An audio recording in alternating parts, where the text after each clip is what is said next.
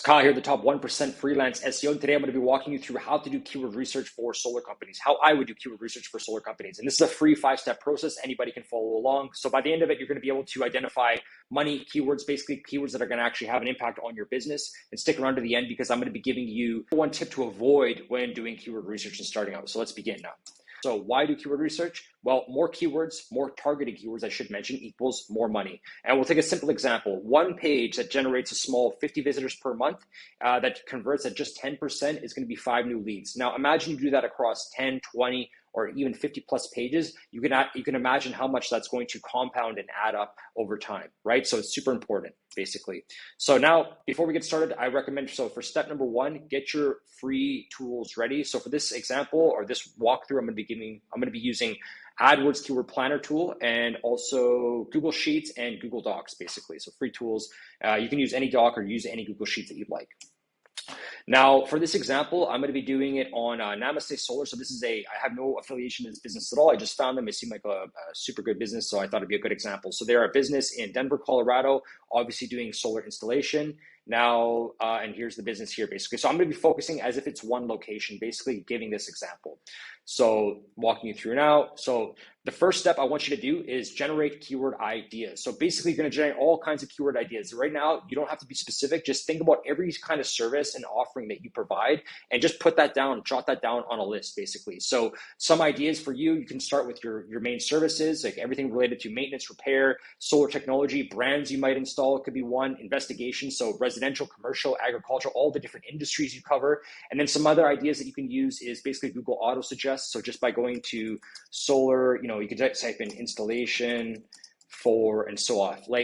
So you can have off grid. You might have, that might be one for, you might do A, which would be for a house, could be B for balcony, business, and so on, right? Now, obviously, if you know the business, just get as many ideas as possible. That's going to be the key to get started. Another option to be checking out your competitors. Typically, they're going to have the main services within the headings here. So that's or within the menu, I should say. So getting those and create a list, basically.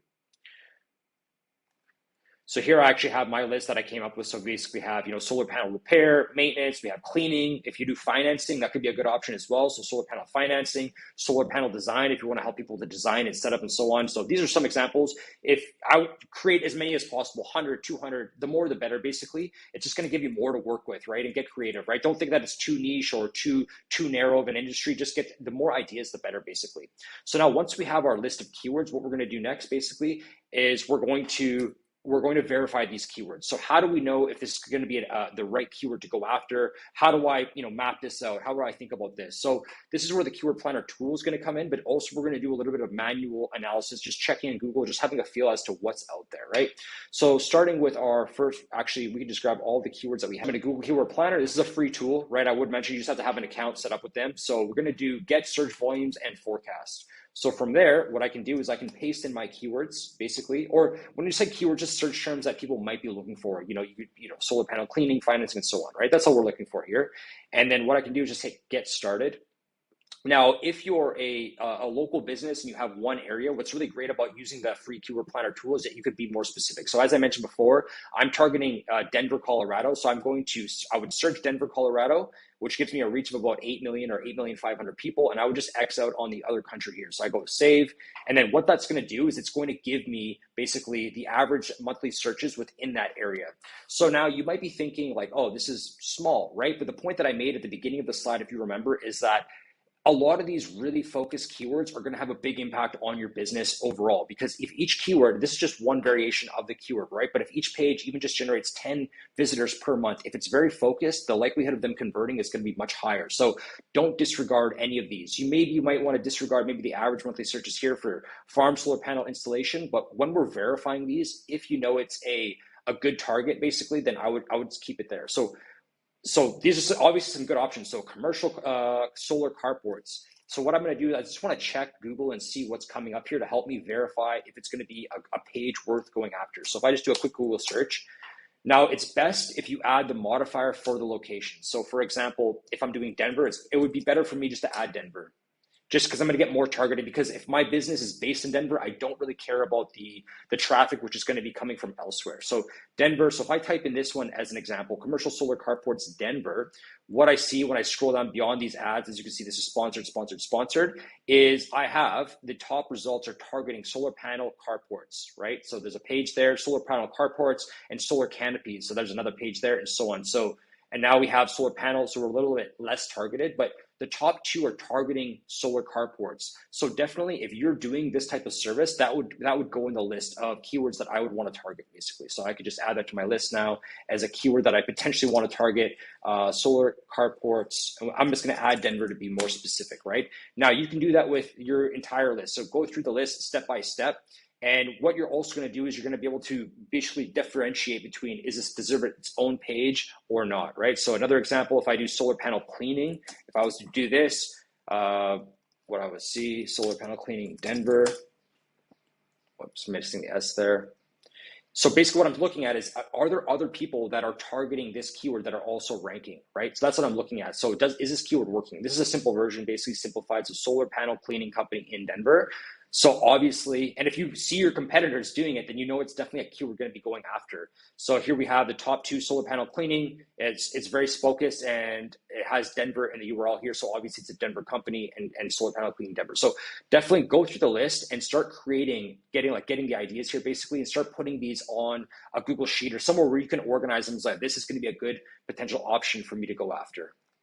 So I have a note here as well. So this is where you're going to start removing duplicates, because the way that you want to think about this, sorry about that. The way that you want to think about this basically is each page is going to be, each primary keyword is going to be its own page. So you might have situations where I did some searching and it was like maintenance and repair. Hold on, let me get that back. So here's an example. So solar panel maintenance, this is what I'm looking for, an example. So if I type in solar panel maintenance, you might be asking yourself, should I have my own page for solar panel maintenance and solar panel repair, or should these be one page? These are kind of similar service. So whenever you kind of come into this situation, the best is just to Google each one of the searches like this and just see what's coming up. So if I look at the results here, basically what I see is solar panel maintenance, right? So solar panel maintenance. So this one is specifically just talking about maintenance, and this one is talking about maintenance and repair. So they're consolidating it here, and then here we have repair specifically. So what this shows me is that most likely you could put this on the same page, basically. So, but now if I just type in solar panel repair, if I see what comes up, typically repair and maintenance is probably going to be the same thing. So that's where I would probably make a note to myself, where if I was adding this particular keyword, solar panel repair, I would probably make it the same page just to start. So in this situation, the secondary keyword might be solar panel maintenance, and so on, maintenance, sorry, Denver. And I would just make a note there, right? So in my title, I might say, I'm going to cover both of them. Then I know when I'm setting up my actual page, that's what I'm going to be targeting basically. So that's going to be your chance to then clean up the list and start laying out all these keywords. And if there's not a lot of search volume, or it seems, like I said before, too specific, don't worry about it. It's not a big deal. Just get it on the page and get it ready essentially. So now the next step here is prioritization of keywords. So once you've done all this, I would imagine if you know the industry really well, that's what I'm saying, like the more keyword targets that you have, the better basically. And from there, you can start to prioritize them, obviously, because we always have limited resources, and you might, in some service businesses, there could be 100 different services, like you might not be sure, right? Or there could be other articles that you want to potentially target, but the key here is to then prioritize them. And how I would prioritize these keywords would be basically, so based on the actual relevance to the products that you offer. So if it's super relevant, for example, if RV, so for example, commercial is a lot of value, obviously. So everything related to commercial, all kind of industries related to commercial, if you're not really sure, I would definitely get those pages up. I would prioritize those, because if it's more around your core servicing. Now, also keywords that have a higher business value, right? So if it's a smaller service, which you're not really sure about, but the value of that lead is maybe less, then maybe you want to bump that down to the list.